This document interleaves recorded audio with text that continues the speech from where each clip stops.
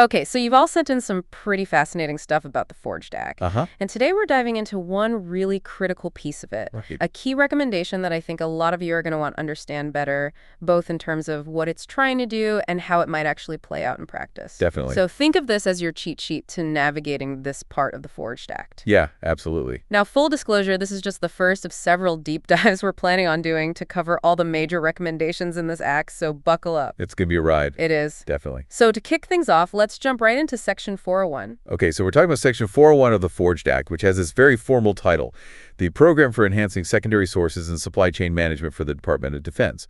But what it boils down to is this. Yeah. It's about setting up a program within the DoD to really boost the resilience of their supply chains I like that. by focusing on developing and using secondary sources. Okay. For everything. When we talk about secondary sources, we're talking about having backup options, right? Like having more than one place to get vital parts, so if one supplier hits a snag, the whole defense system doesn't grind to a halt. Exactly. It's like having a plan B or even a plan C for those must-have items. And it seems like this isn't exactly a new concern, right? The need for this has been bubbling up for a while now, based on all this history laid out in the materials you sent. You know, one thing that jumps out when you look back is how long people have been aware of these potential weaknesses in the defense supply chain. Really? Yeah, even during the Cold War, the risks of relying on just one supplier were on people's minds. Huh. They had those GAO reports from back in the 90s Yeah. starting to really spell out how globalization, while it brought some efficiency, also made us dependent on others and created new points where things could break down. And of course, then you have the destructions after 9/11. Oh, yeah. And more recently, the COVID-19 pandemic. Huge wake-up call.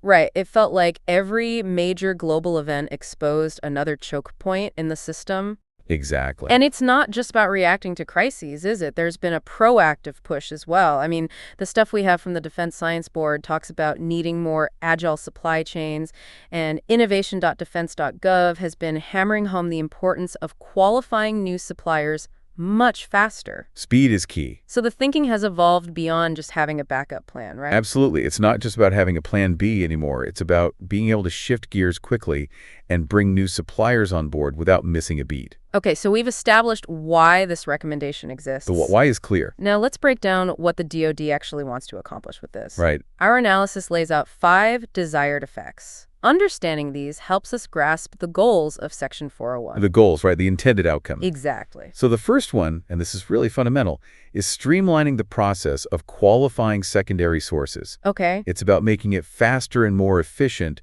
to bring new suppliers into the fold. So cut through the red tape. Yeah, exactly, because if it takes forever to vet and approve a new supplier, Yeah. then having multiple options doesn't give you much of an advantage in a time crunch. Right. Agility is key. Speed is everything. Makes total sense. What's the next desired outcome? The second one's pretty ambitious. Okay. It's about speeding up wartime sourcing to just weeks. Wow. Yeah, so instead of months or even years to get critical supplies in a conflict, they want to get it down to weeks. Weeks. That's a game changer. Huge difference. All right. What else are they shooting for with Section 401? So the third one targets obsolescence and cost inflation. Okay.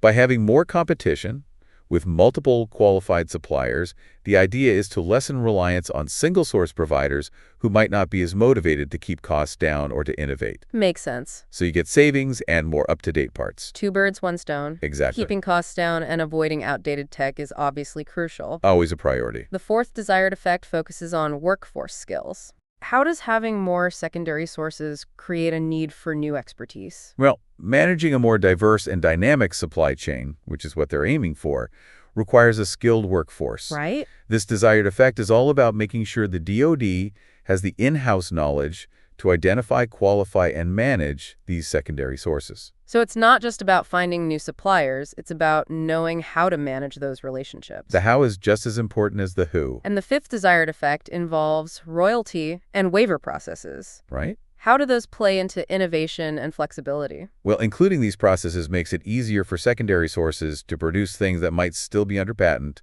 with fair compensation to the patent holders, of course. Okay. This broadens the supplier base and allows for faster adoption of new technologies, Sounds like a win-win. hopefully. So we've got some really promising potential benefits here. On paper, yeah. But as with any major policy shift, there are potential downsides to think about, right? Oh, Our analysis flags some potential negative impacts, and I think it's important to look at these to get a balanced view. A realistic view. Right. So the first one is the risk that pushing for rapid qualification could compromise qualities. Ah. If speed becomes the only priority, there's a worry that the thoroughness of the evaluation process might slip. And you end up with subpar suppliers? Potentially, yeah. And that could lead to problems down the line. Definitely a concern. What other potential downsides did the analysis bring up? Another one is that the cost exemptions that might come with rapidly qualifying secondary sources could lead to budget bloat. If they're not carefully managed. Right, without proper oversight, these exemptions could become the norm, driving up costs. So it's about balancing the need for speed with fiscal responsibility. Finding that sweet spot. Okay, another potential negative impact is the issue of liability protections for secondary sources. Uh-huh. How could that be a problem? Well, the concern is that if these protections are too broad, it could reduce accountability. There might be less incentive for rigorous quality control if the consequences for failures are minimized. Yeah, that raises some questions about who's responsible when things go wrong. Big questions.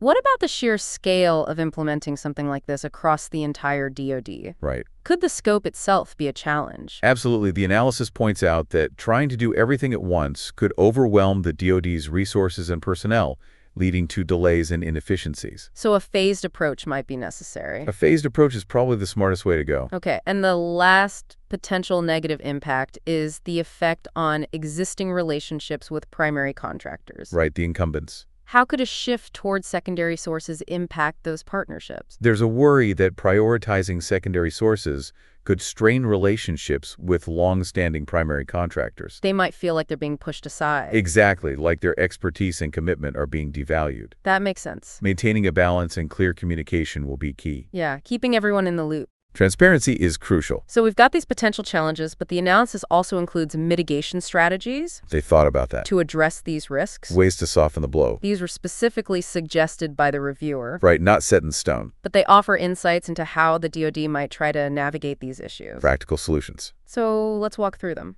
Okay, so for the quality concern, the suggestion is to enforce strict minimum quality standards throughout the qualification process. No compromises on quality. Right, speed can't come at the expense of basic quality requirements. Makes sense. What about the risk of cost inflation due to those exemptions? The suggestion there is to have periodic cost justification audits. To make sure those exemptions are legit. Exactly, and that costs are being monitored. Good. And how might they address the potential for reduced accountability because of those liability protections? The suggestion is to limit those protections, specifically excluding gross negligence or willful misconduct. So there's still accountability for serious failures. You can't just get a free pass. And for the concern that the scale of this could be overwhelming, what's the proposed solution? The suggestion is to phase in the implementation of Section 401. Starting with specific categories? Right, prioritize certain supplies or systems first, allowing for a more manageable rollout and a chance to learn as they go. Makes sense, a step-by-step approach. Much easier to digest.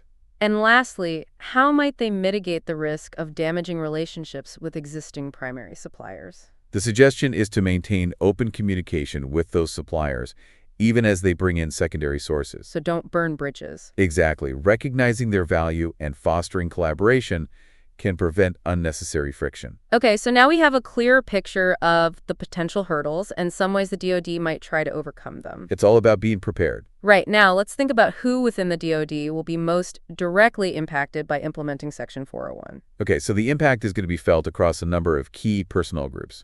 At the top, you have the Secretary of Defense, whose strategic oversight responsibilities will likely increase, They'll be steering the ship. guiding the development and implementation of these new policies. Makes sense. Who else will experience significant changes? Well, the acquisition workforce will be right on the front lines. They'll be putting this into practice. Exactly. They'll be responsible for the new qualification processes and templates, Big changes. which will require new skills and new ways of working. A whole new ball game. In a way, yeah. What about the engineers and technical staff? Oh, they'll be crucial. How so? Well, the Workforce Development Program laid out in Section 401 will involve them heavily, Training, I imagine. training on secondary sourcing, advanced manufacturing techniques, evaluating new suppliers, and they'll probably have more hands-on technical roles. So more direct involvement. More boots on the ground. What about the folks who handle the contracts and agreements? Contracting officers will see changes too. In what way?